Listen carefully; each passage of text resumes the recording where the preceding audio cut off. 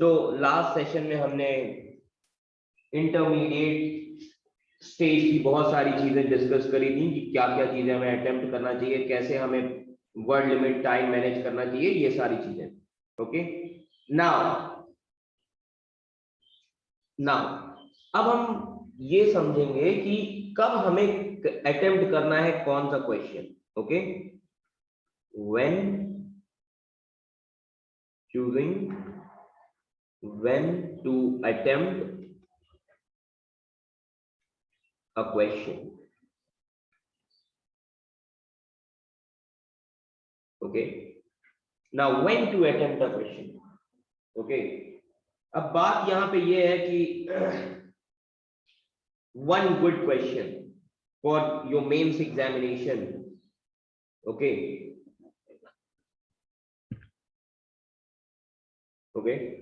so one good question for the mains examination, that is, should we attempt the question we are confident on first or not, कि जो questions पहले हमें आते हैं हमें वो अटेम्प्ट करने चाहिए कि नहीं। ओके, तो सबसे जरूरी चीज है कि जो आपको क्वेश्चंस आते हैं सबसे पहले आप वो अटेम्प्ट करें। Okay, and we would like to answer this question in a positive way. Okay, why? Because always try to answer this type of questions first. जो भी आपको पहले आता है वो आप पहले हमेशा अटेम्प्ट करिए। Okay, try to answer the questions that you are comfortable with. Okay, ये याद रखिए। ओके, एंड तो जब आपको जो क्वेश्चंस आते हैं, जब आप वो क्वेश्चंस अटेम्प्ट करते हो ना, तो उसके उन क्वेश्चंस की वजह से आपके अंदर एक स्पिरिट और एक फ्रेशनेस रहती है, एक पॉजिटिविटी रहती है, and due to higher energy level and lower stress level during the initial period of mains examination, such answers can turn out to be dynamic in the content. तो जो आपको क्वेश्चन सबसे पहले आ रहा है, आपने वो अच्छे से लिख लिया, कंटेंट भी आपने खूब अच्छे से उसका लिखा, तो वो एक पॉजिटिव रेस्पॉन्स हो जाएगा। ओके, एग्जामिनर के लिए भी। अगर आप ये सोचोगे कि ये क्वेश्चंस मैं क्रोनोलॉजी वाइज करूंगा, तो क्या होगा कि आपको जो क्वेश्चंस नहीं आते आप उन क्वेश्चंस में उलझ जाओगे, और जो इस क्वेश्चन में आपको अच्छे से आता भी था तो प्रेशर की वजह से वो भी भूल जाओगे। तो ये कभी मत करना, ये हमेशा याद रखिए। Okay, that is why that such answers can turn out to be dynamic in the content, okay, favored in style also, and yet they will be completed in less time. तो हमेशा वो क्वेश्चन करिए जो आपको समझ में आ रहा है सबसे पहले। Okay, then second thing is whether to revise our answers or not, कि हमें आंसर रिवाइज करने चाहिए कि नहीं करने चाहिए। दूसरी चीज सबसे important, okay, always revise your answer. हमेशा आप अपने आंसर्स मेंस के रिवाइज करिए। Okay, the question is when should you do it, कब करेंगे आप। Okay, should you revise as you go और should you revise after completing the entire paper, कि क्वेश्चन आंसर लिखने के बाद रिवीजन करें या पूरा पेपर करने के बाद। ओके, तो मैं आपसे एक चीज बताना चाहता हूं कि ये जो चीजें हैं ना, ये आप अपने ग्रेजुएशन और बोर्ड एग्जामिनेशन में बड़ी सारी चीजें करते ही रहते हो। Okay, so revising the answer immediately after you have completed it, it is untenable. Okay, तो instead I recommend you to revisit your answer immediately after its completion. Okay, जब आप आंसर कंप्लीट करें तभी उस आंसर को आप revise करें वहीं पे। Okay, and check for the mistakes like spelling errors and other errors. Okay, so ideally you should also underline the important points only when you are revisiting your answer, not while writing it. आप underline कब करेंगे important points को, जब आप revisit करें answer, revise करें, तब आप अंडरलाइन करिए। जब आप लिख रहे हैं आंसर तब अंडरलाइन मत करिए, क्योंकि उस टाइम आपका दिमाग होता है लिखने में। ओके, पहले लिख लीजिए, देन रिवाइज करके अंडरलाइन करिए। और अंडरलाइन के बेनिफिट्स होते हैं, एग्जामिनर उसको बहुत सारी कॉपीज चेक करनी है, अगर आप कुछ रेलेवेंट पॉइंट अंडरलाइन करते हो ना, वो एक पॉजिटिव, एक एडिशनल बेनिफिट आपको देता है। एग्जामिनर को समझ में आ जाता है कि आपने क्या चीज लिखा होगा। ओके, ये चीज याद रखिए, underlining important points after you have complete the answers, okay, it will help you in the correct identification of important points. Okay, ये याद रखिएगा, आप तब आइडेंटिफाई कर सकते हो important point. So if after you have completed all your answers there is remaining time also, so you should revise or at least check for the errors also. So you should also always be relaxed and extra careful while carrying out any revision work, so as to avoid the tendency to make any unnecessary changes or additions. Okay, so ये याद रखिएगा। Now the second जो आप लोगों के साथ problem है, वो ये प्रॉब्लम है whether to leave or attempt unfamiliar questions. Okay, कि जो क्वेश्चंस नहीं आ रहे हैं वो अटेम्प्ट करें या ना करें। अब मान लीजिए कितने क्वेश्चन छोड़ोगे, एक क्वेश्चन हो कोई दिक्कत नहीं, दो क्वेश्चन हो कोई दिक्कत नहीं, तीन क्वेश्चन नहीं छोड़ सकते आप, कट ऑफ गिर जाएगी आपकी। ऑलरेडी 5 क्वेश्चन सिर्फ आते हैं आपको, और उसमें से भी अगर आप जो अनफैमिलियर है वो अगर छोड़ोगे तो गलत है। इसीलिए कीवर्ड्स होते हैं समझने के लिए कि अगर नहीं भी आता है तो कैसे लिखना है, ये याद रखिएगा। ओके, तो अब एक चीज याद रखिए, शुरुआत में जो फैमिलियर क्वेश्चंस हैं बस उन्हीं को करिए पहले, बाद में जो टाइम बचेगा ना, क्योंकि फैमिलियर क्वेश्चन आप जल्दी कर लोगे टाइम लिमिट या टाइम लिमिट से पहले भी, अनफैमिलियर क्वेश्चन के लिए आप टाइम रखिए, समझिए, सोचिए और फिर उसको फ्रेम करिए। Okay, so leave unfamiliar questions when you know you can use the time जो बाद में बचेगा। Okay, and sometimes it is not prudent to attempt unfamiliar questions despite having time also, because it may send a negative impression to the examiner and it may also lower your self confidence for the rest of the question paper. Okay, ज्यादा से ज्यादा आप 1 से 2 question बस छोड़ेंगे, बाकी आप यही ट्राई करेंगे कि आप क्वेश्चन सारे ही करके आए। ओके, सारे इन द सेंस कुछ भी लिखना नहीं है यूनिवर्सिटी एग्जाम की तरह, सारे इन द सेंस अवेयरनेस के बेसिस पे। इसलिए मैं कहता हूं अवेयर रहिए। ओके, अवेयर रहिए। So attempt unfamiliar questions only if it crosses a certain minimum threshold for your information, that is information which is available with you on the topic and at a given point of time. Okay, suppose if you are able to recall 20 to 30% or 1 to 2 point on any topic, only then you may attempt an answer. Okay, so by many standards, okay, this threshold is very low for the answer writing, but since this is a competitive exam, one must do everything it takes to score the marks. Okay, so the only exception to this should be that it must not work against your getting a good score. इससे आपके scores कम नहीं होने चाहिए। Okay, ये याद रखिएगा।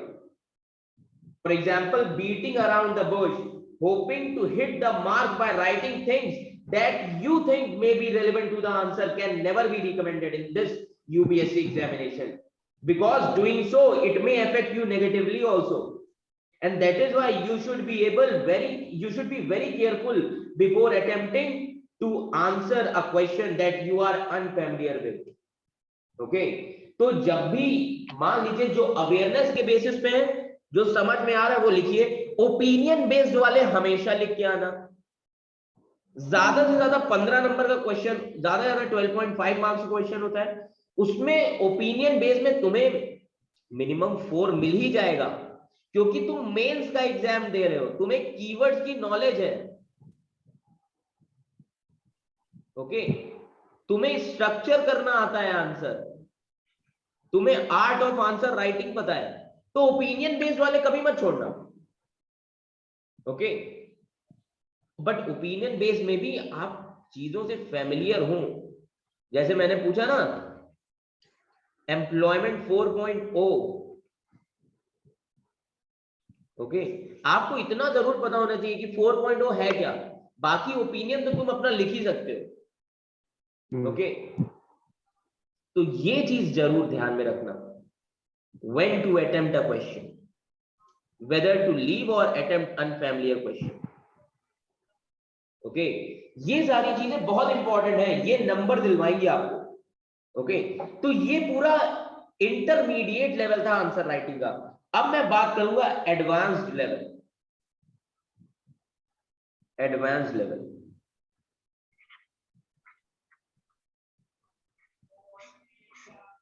Okay,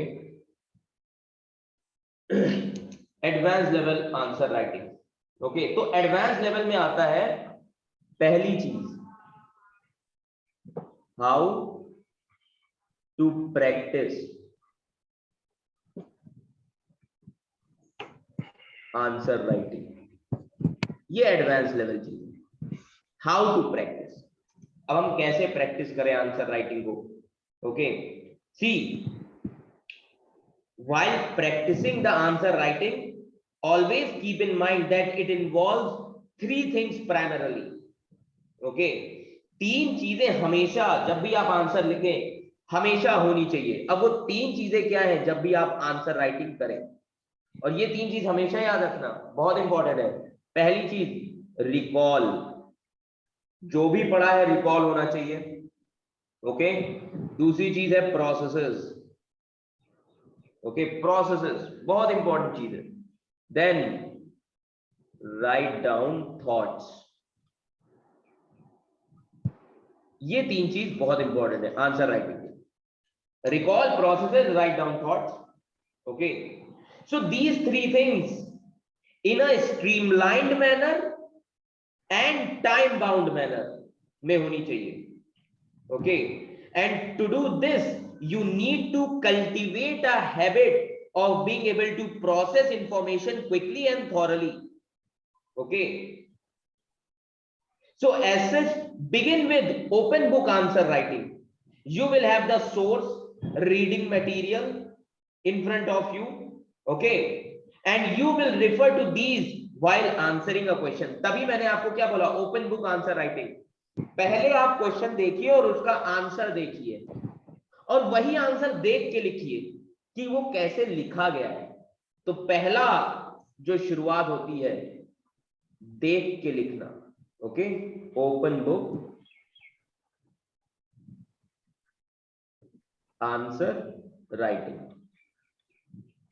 okay, समझ में आ रहा है? ये याद रखिएगा।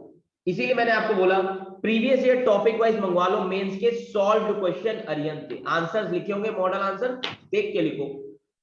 प्रैक्टिस करना कहीं से तो शुरू करो, open book answer writing. Okay, इससे क्या होगा कि आप सीखोगे कि कैसे इंफॉर्मेशन को थॉरली हमें प्रोसेस करना है। Okay, and you should continue with open book answer writing till you get comfortable and reasonably quick at all the questions।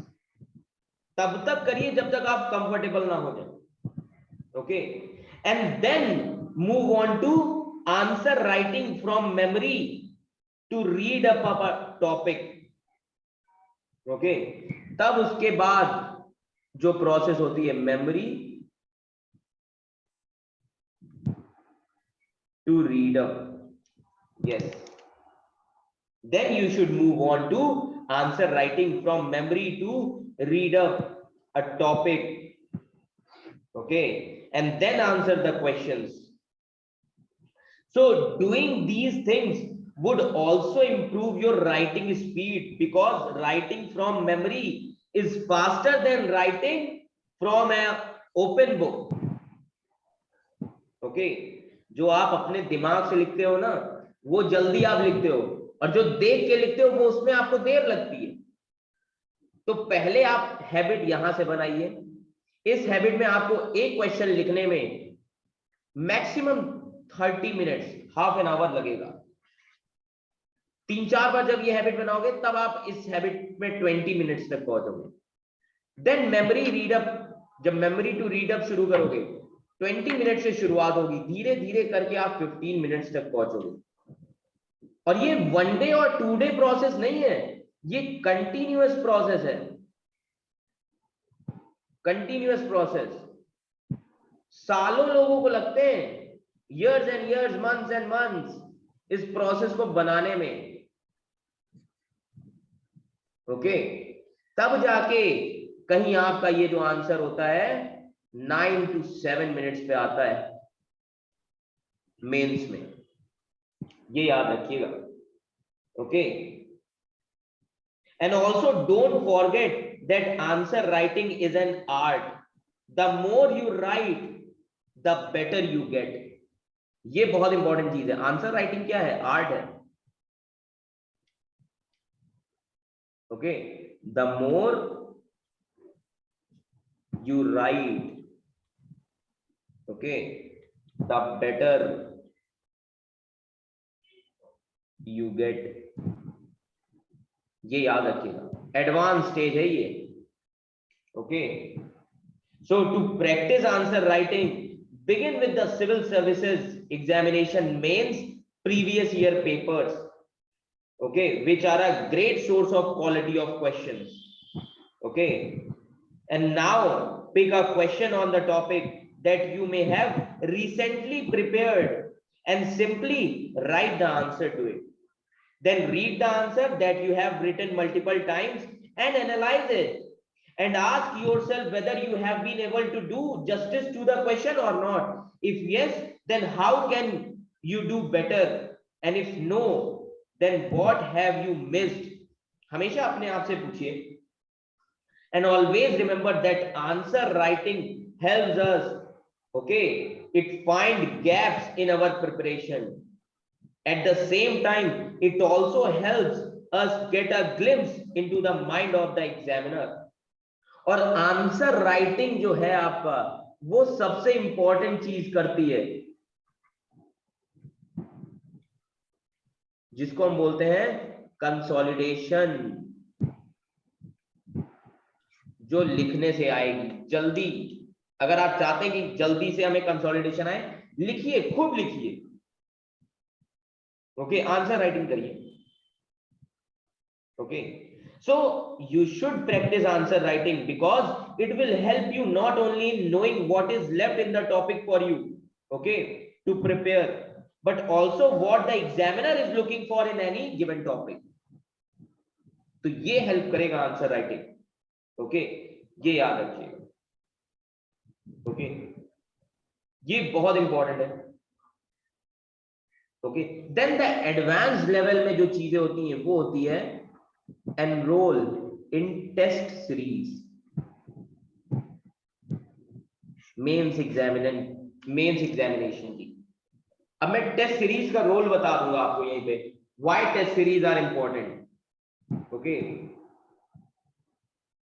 so if it is possible, you should enroll for a test series.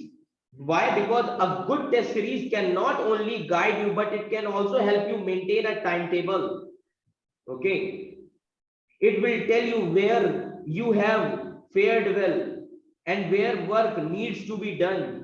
So in any case, having a regular report card on your answer writing is always helpful. Okay, so if you are pressed for time, or if for some reason it is not possible for you to join a good test series, then you should try, okay, then you should try the alternatives. Okay, what are the alternatives? You can ask your coaching or institute, or you should have your mentor. Then you should periodically get your answers checked by them। Answers अपने check करवाइए। Okay, and you can also go for peer review. Peer review बहुत important चीज है। Peer review क्या है? जहां पे आप लोग ही एक दूसरे के आंसर्स चेक करोगे।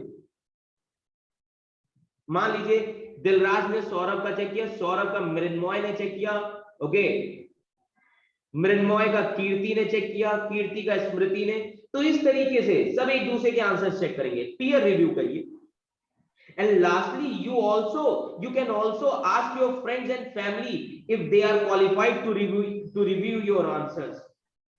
So the bottom line is that you should not keep writing answers solely, but get feedback as well, because feedback is very important part of the learning process, and good feedback can help you with course correction in your preparation. And it will also help you in the evaluation of progress in your answer writing practice. Okay, तो feedback पाना बहुत जरूरी है. Okay, now the next thing. Okay, next thing. How to develop a lucid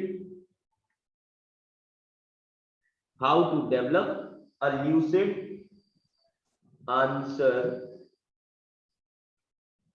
writing style. Next question. Okay, जो most of the aspirants advanced stage में face करते हैं. Okay, so to develop a new lucid answer writing style, first and foremost thing, discard the use of complex language. Don't use, avoid complex language. Okay, avoid complex language. Use words that have a chance of being universally understood. वो words use करिए जो easily समझे जा सके. Okay, write simple and easy to understand sentences. Simple and easy sentences. Okay, ये याद रखिए. For example, India's agricultural growth will accelerate to 4.1% in the current fiscal from the sluggish 1.2 in drought hit areas. Okay, so these kind of sentences can be converted into multiple sentences, like India's agricultural growth will accelerate to 4.1% this year from the last year 1.2. Okay, तो ये बिल्कुल simple language में हमें लिखना है answer को. Okay, so this advanced answer writing style, advanced strategy for successful answer, okay, would also be to develop templates for answer. ये जो एडवांस्ड स्टेज है ना, ये आपके आंसर के टेम्पलेट्स डेवलप करती है, so that you can recall at a short notice. Okay, for example, you can have a universal answer which consists introduction, body of the answer and a conclusion. Okay, or you can have a particular template for answering science based question, socio-economic question. तो अब जब आप हर topic पे answer writing करोगे ना, तो उस हर topic का एक टेम्पलेट बन जाएगा आपके दिमाग में. ओके, साइंस के क्वेश्चन कैसे करने, ओके, एथिक्स के कैसे करने, ज्योग्राफी के कैसे करने, हिस्ट्री के आंसर राइटिंग कैसे करने. तो जब हर टॉपिक पे आप खूब ज्यादा प्रैक्टिस करते हो, तो आपके दिमाग में ऑटोमेटिकली क्या हो जाता है, टेम्पलेट. आप कोई मैसेज बार बार टाइप करते हो तो वो एक टेम्पलेट बन जाता है आपके बॉक्स में. वैसे ही आपके माइंड में होता है, आप किसी चीज पे खूब ज्यादा प्रैक्टिस करते हो तो वही टेम्पलेट बन जाता है. तो कॉमर्स के जो स्टूडेंट होते हैं उनके दिमाग में कॉमर्स का टेम्पलेट हमेशा रहता है, मैनेजमेंट का लिखने का, इकोनॉमिक्स का लिखने का. आर्ट्स वालों के अंदर ज्योग्राफी, हिस्ट्री, ये सब लिखने का होता है. तो यही आपको बार बार प्रैक्टिस करना है. इससे क्या होगा, एक टेम्पलेट बन जाएगा आपके दिमाग में. ओके, ये याद रखिएगा.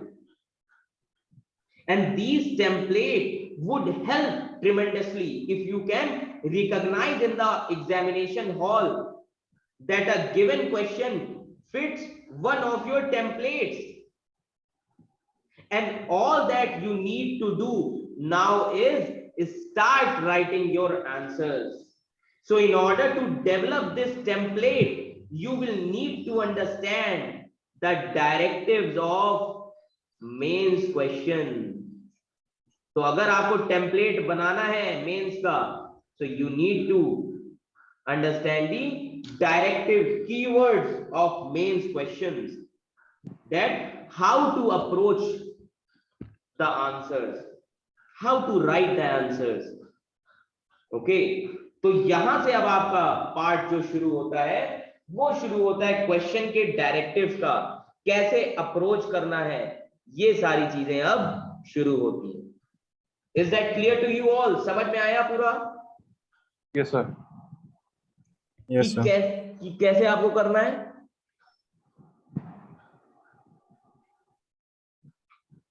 सौरभ समझ में आया बेटा? Yes sir. ओके. दिलराज,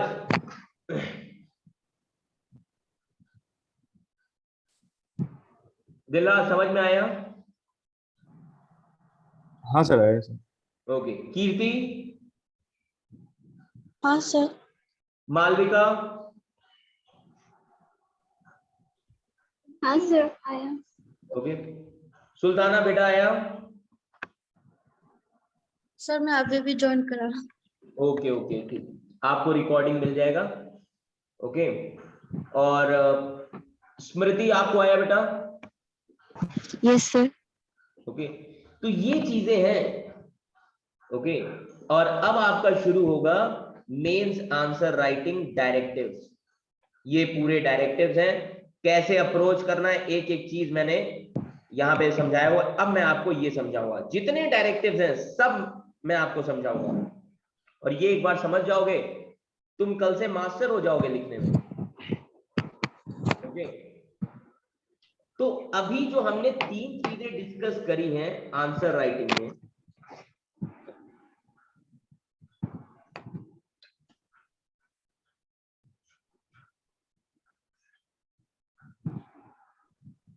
पहली चीज जो हमने डिस्कस करी, बेसिक लेवल, इंटरमीडिएट,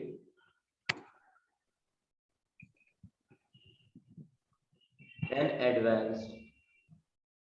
आप में से कितने लोग बेसिक लेवल पे हैं, कितने लोग इस पे हैं और कितने लोग इस पे पहुंच चुके हैं?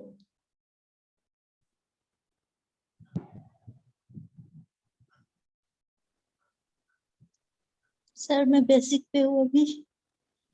ओके. सुल्ताना आप बेसिक में? Okay. Saurabh? Sir basic. Sir basic. Saurabh? Sir basic में. बेसिक पे. दिलराज? सर शायद बीच में सर, बेसिक और इंटरमीडिएट में. क्या चीज? बेसिक और इंटरमीडिएट के बीच में हो सर. ओके. बेसिक और इंटरमीडिएट के बीच में. Kirti? Sir basic. Basic. Almost आप सभी लोग बेसिक लेवल पे हैं अभी. ठीक है. और बेसिक लेवल पे मैंने आपको बताया कि करना क्या क्या चीजें, आपको क्या क्या चीजें ध्यान में रखनी है. तो वो चीज अभी आप बेसिक लेवल, जब तक आप बेसिक लेवल अचीव ना करें, ये याद रखिएगा सभी लोग, जब तक बेसिक लेवल अचीव ना करें तब तक आप इंटरमीडिएट की तैयारी नहीं करेंगे. पहले इस लेवल को अचीव करिए, देन इस पे, एंड देन फिर इस चीज की तैयारी करिए. अब आज आपका राइटिंग सेशन होगा पूरा. ओके. चल रहा है पूरा. ये बेसिक लेवल, आज कितनी तारीख है? आज है डेट 25 जून. ओके. 2021. ओके. ठीक आफ्टर 1 मंथ मैं आप सभी लोगों से पूछूंगा आपकी तैयारी धीरे धीरे इस लेवल पे आ रही है कि नहीं आ रही है. एंड आफ्टर 3 मंथ्स आप इस लेवल पे चाहिए मुझे, ये जो एडवांस है. तो आपको इसमें प्रैक्टिस कैसी चाहिए? रिगरस राइटिंग पे. तो पहले तो देख के लिखना पड़ेगा, समझ के देख के लिखना पड़ेगा. हाँ, देख के लिखिए. पहले देख के ही लिखिए. 1 महीने तक आप देख के लिखिए, आपको पूरा आइडिया हो जाएगा, फ्रेमवर्क हो जाएगा आपके दिमाग में. समझ में आ रहा है सौरभ? Yes sir. ठीक है. और सभी लोग previous year paper solved mains के टॉपिक वाइज ऑर्डर कर लो। मीन्स का है सर, आई मेंस मीन का, जीएस का। हाँ जीएस ऑप्शन, हाँ सर आपने बोला था ना पहले लेने के लिए हाँ हरियाणा का। हाँ, हाँ वो है। वो है तो उससे देख के हाँ। लिखिए। ठीक है। ओके, उसे देख के लिखिए। ओके, अब नेक्स्ट सेशन में मैं शुरू करूंगा डायरेक्टिव मेंस आंसर राइटिंग के। तो ये लिंक एक्सपायर हो रहा है, मैं आपको भेज रहा हूं दूसरा लिंक, उस पर ज्वाइन करिए।